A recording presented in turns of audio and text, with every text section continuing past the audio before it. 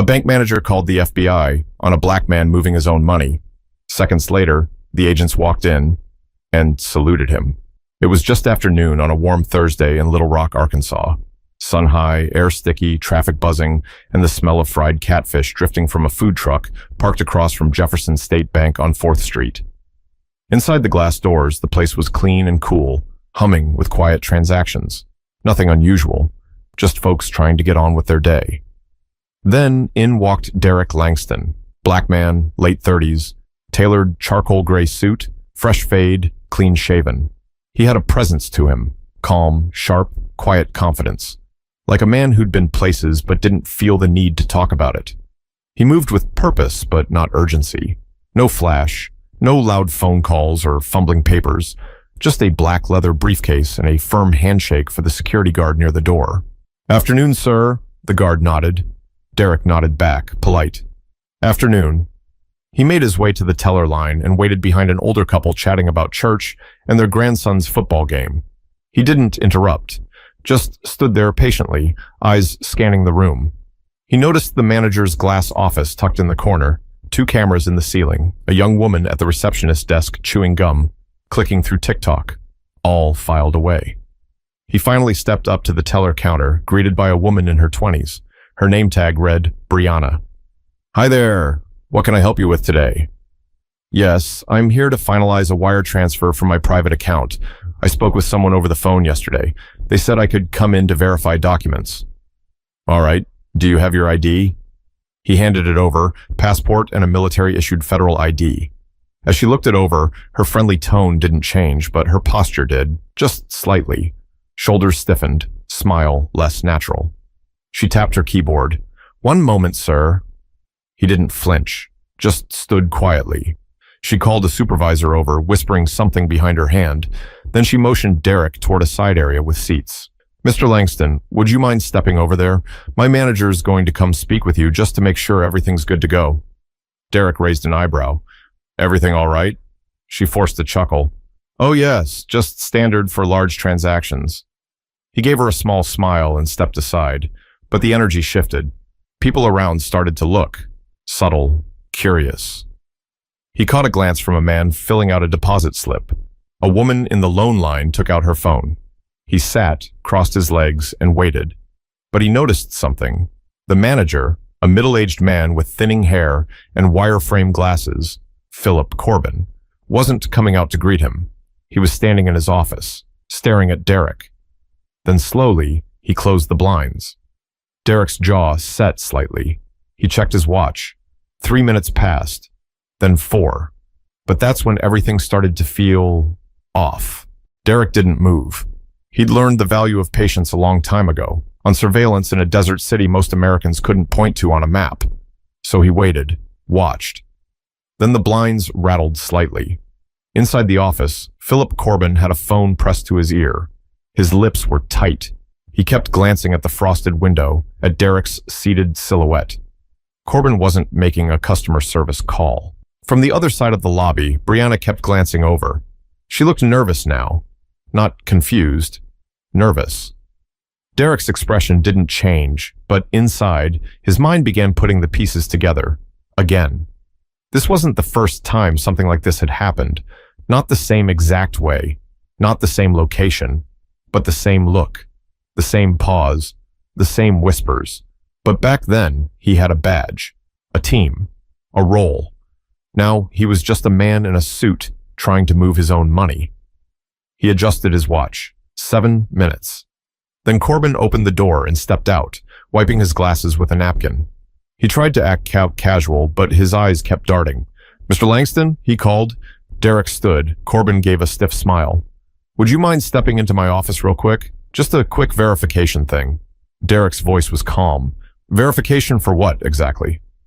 "Oh, nothing serious," Corbin replied, waving it off. "We just need to cross-check a few internal flags." Derek nodded slowly. "Sure." Inside the office, Corbin shut the door. "Would you like some water?" he offered. "I'm good." Corbin cleared his throat, sat down behind his desk. "So, the amount you're transferring today, was it 1.3 million? 1.2, actually. Corbin nodded too quickly. Right. You'll understand that sort of transfer, well, it sets off a few red flags on our system, especially with the federal documentation. No offense, of course, we just have to be cautious. Derek looked him straight in the eye. You called the FBI, didn't you? Corbin blinked. Excuse me? I've worked with those agencies. I know what a trace call looks like. There was a pause, long enough to feel awkward. Corbin tried to smile again, but it cracked at the corners. Sir, it's nothing personal. You have to understand how things look from our side. Large transfer. Unusual documentation. It's standard to escalate when things don't line up. Derek leaned back slightly. Is my ID fake? No, it appears legitimate. It's just, we don't usually see that level of clearance. And when we do, well, protocol kicks in. You mean when a black man with a federal ID tries to move his money? Corbin's face flushed. That's not what I said.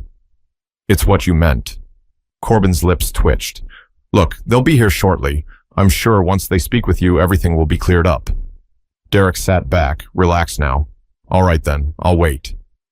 Outside, people were starting to notice. A security guard had moved closer to the office. A woman was whispering to her child. Phones were pointed. Brianna stood behind the counter, her hands ringing a pen. The receptionist had stopped chewing her gum, but none of them knew what was about to walk through that door. 10 minutes. That's how long Derek had been sitting in that glass-walled office, visible to everyone, yet separated. Philip Corbin pretended to be reviewing forms, but his hands were trembling slightly.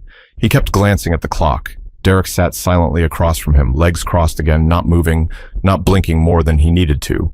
No threats, no aggression, just presence.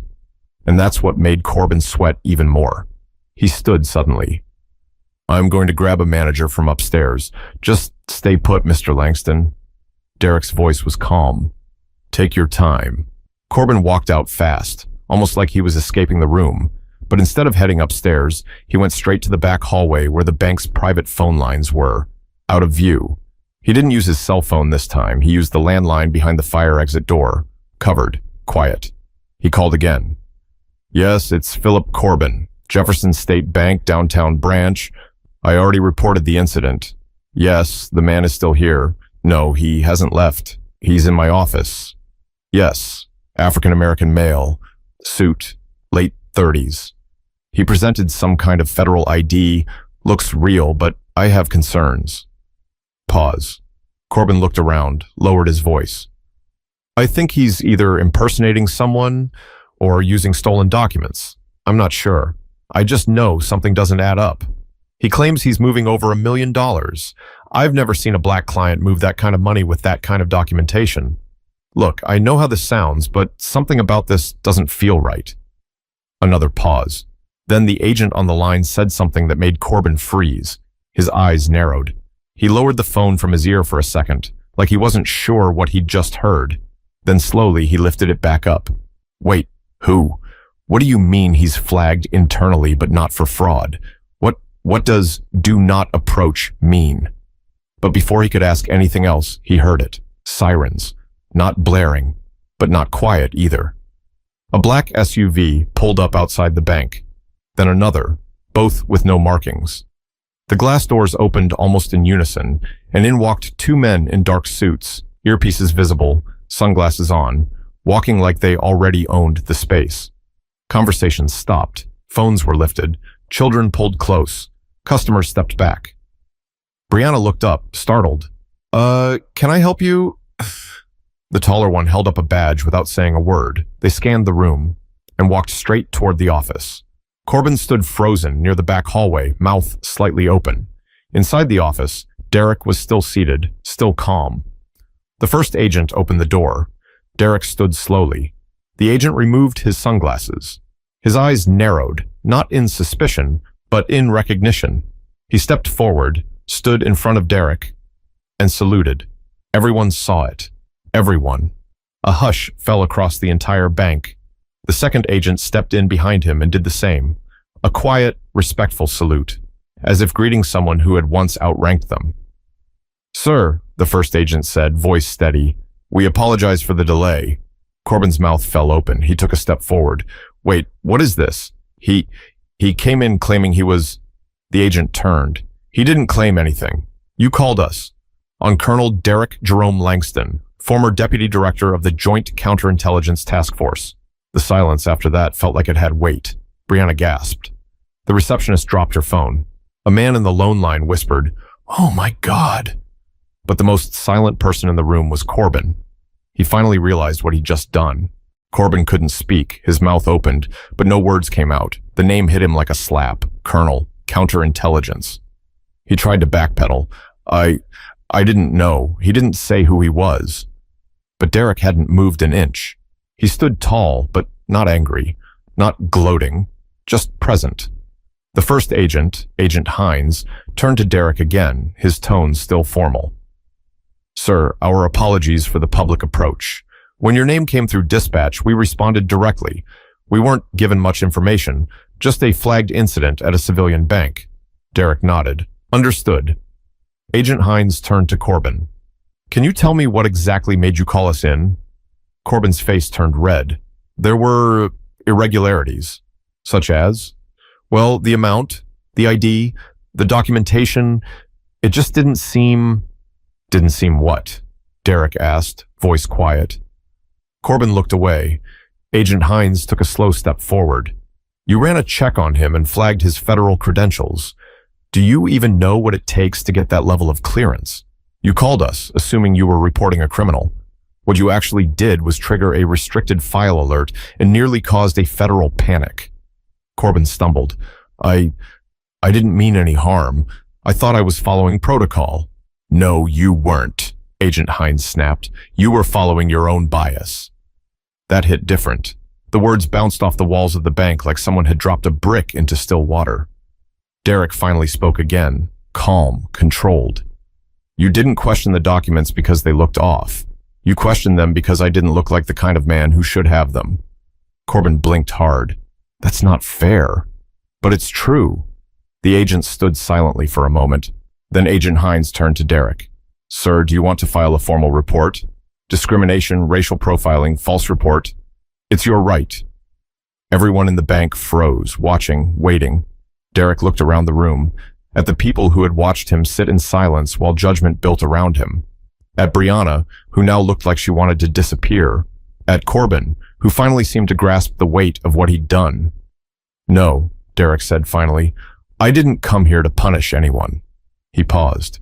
"But I will say this. If your gut reaction to a black man in a suit with money is to assume he's a criminal, the problem isn't paperwork. It's you." Corbin swallowed hard. I'm sorry. I'm not the one you need to apologize to." Derek turned, picked up his briefcase, and nodded to the agents. "I'll finish my transaction now." Agent Hines opened the door for him. As Derek stepped out into the lobby, no one said a word. No one had to. But the tension that had filled that room just moments before, it had flipped. And now, every single person was watching Corbin for a very different reason. Derek didn't storm out. He didn't lecture.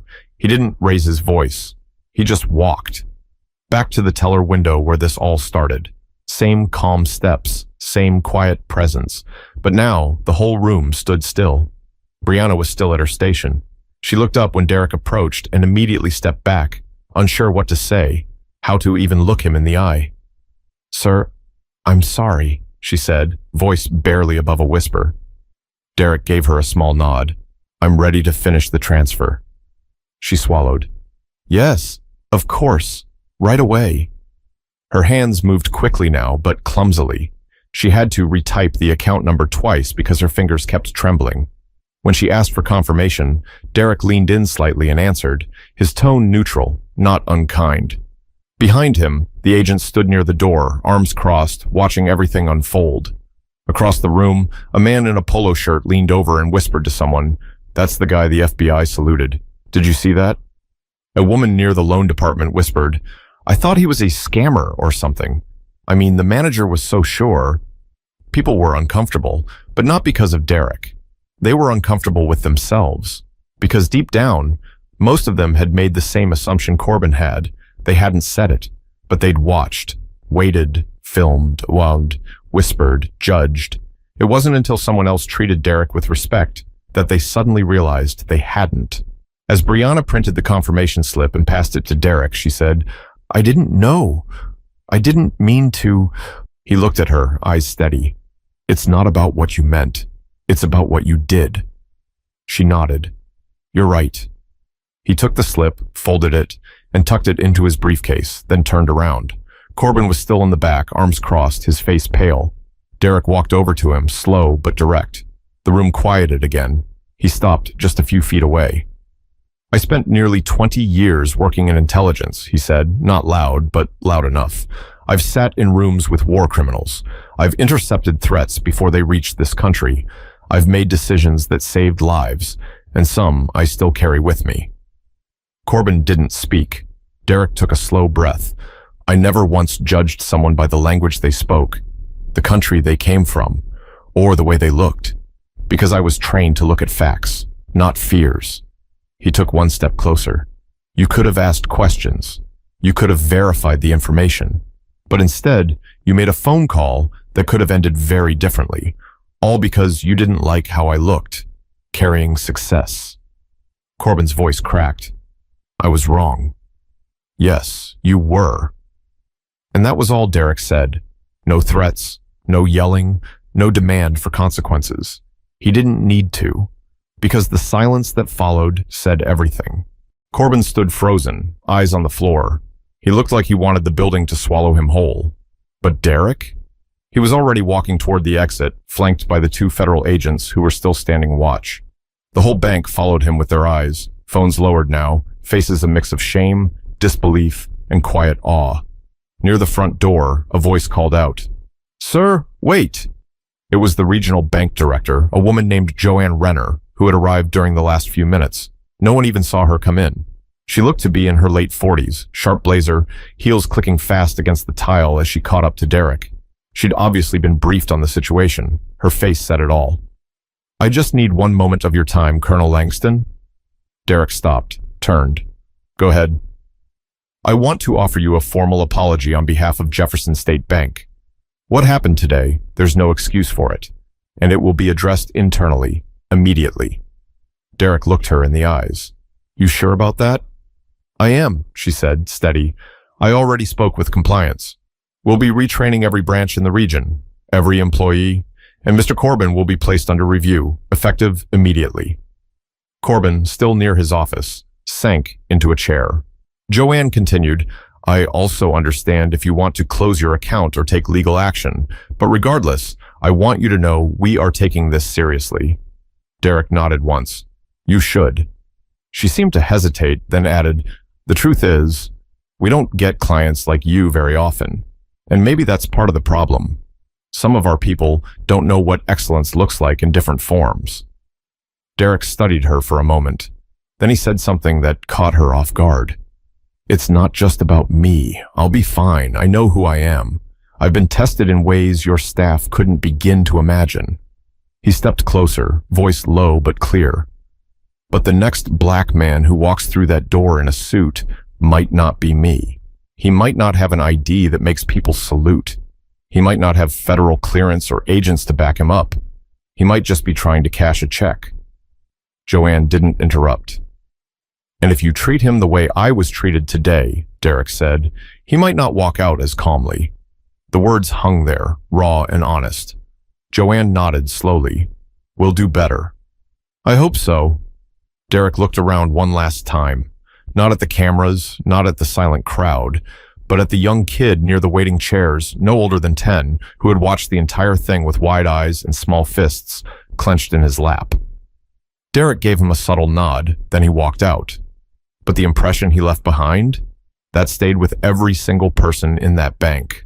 The doors closed behind Derek, and just like that, he was gone. No headlines, no press conference, no legal team marching in, just a man who walked into a bank to move his money and walked out having taught everyone in that building something they weren't ready to learn. Inside, silence lingered like a weight nobody could shake off. Joanne Renner turned slowly and walked back toward Corbin, who was still slouched in his chair, his hands gripping the armrests. "Pack your things," she said softly. "I'll be calling HR within the hour." He didn't argue. He didn't ask for another chance. He knew. Brianna, still behind the teller window, sat down, staring at her hands. She kept replaying everything in her mind. The ID, the hesitation, the whisper to her supervisor. She hadn't called the FBI, but she hadn't spoken up either. "I didn't mean to treat him like that," she mumbled under her breath. The older woman next to her, Denise, who had worked the desk for nearly 20 years, said quietly, "Intent don't always matter when the damage is done, sweetheart." Brianna nodded slowly. "You think he'll come back?" Denise looked toward the glass door. "I doubt it, and I wouldn't blame him." The agents lingered for a moment longer near the door, then slipped out without a word. The bank eventually returned to normal. Sort of. But the air wasn't the same. It was like everyone had been cracked open a little, forced to look at themselves under a different light. That evening, Derek sat alone on a bench at Boyle Park, a quiet green space not far from the bank. Dressed down now, jeans, sneakers, a simple t-shirt. No briefcase. Just a bottle of water and the sound of cicadas in the background. A kid on a scooter zipped by. A man walked his dog. Life moved on, the way it always does. Derek pulled out the confirmation slip from earlier, folded, crisp. Unnecessary at this point, but he looked at it anyway, then he smiled. Just a little. Because the truth was, that day wasn't about him. Not really. It was about what people expect to see. It was about how fast someone can go from customer to suspect just because they didn't fit the picture in someone else's mind. But it was also about something more powerful. How a man's dignity doesn't come from a uniform, a badge, or $1 million account. It comes from knowing exactly who you are, even when others don't. Later that night, as the bank closed, a small handwritten sign was taped to the staff break room wall. It read, "Don't be the reason someone has to prove they belong, just treat them like they do."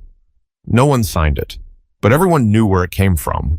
We all make snap judgments. It's human. But what separates the good ones from the rest isn't perfection, it's accountability.